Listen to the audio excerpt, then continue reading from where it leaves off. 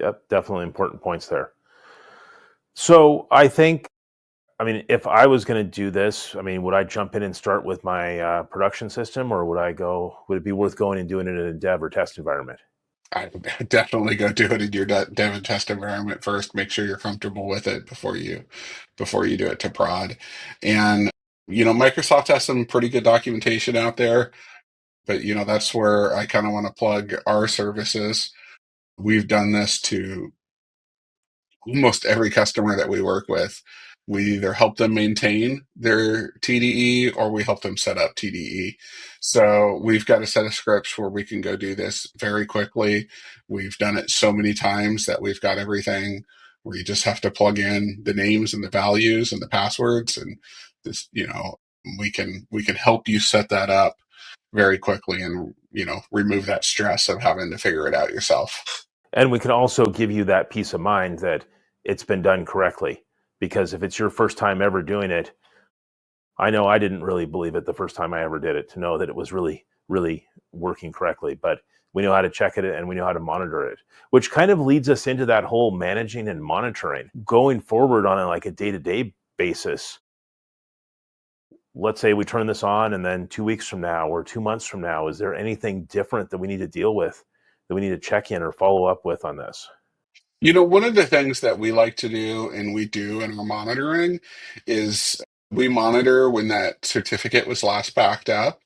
And we actually recommend kind of semi-regular backups of the certificate. And that's just because, things do happen. People lose those certificates.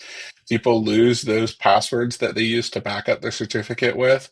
So just like you back up your database regularly, we re-back up the certificate regularly too, just to make sure that you have it if you need to restore it, or when you need to restore it is actually the better part of that. Yeah, and that's one of those things that we seem to continuously bring up a quarter after quarter with our managed service customers, is making sure, have you got a recent backup of those keys and certificates so that you can do the restore if you have to. And it's just a good thing to check regularly, and that's why practicing restores to somewhere besides your primary SQL server are a good place to do it. Yeah, a couple other things I want to touch base on there. Microsoft does have, SQL Server does have the ability that you could rotate the certificates. So that is important. If you need to rotate the certificate, you can rotate it to a new certificate. Again, that does take a little bit of time because it's got to read it and write it back to disk, but you can rotate it without downtime. It's just going to be a little extra load on the system. These certificates do expire. Now, the good news is your database doesn't stop working, and you can use a expired database, and that's kind of like our expired certificate, and that's kind of the old joke of the shoemaker's child. There's this my personal SQL server. I have expired certificates, and you can use them, and they work fine.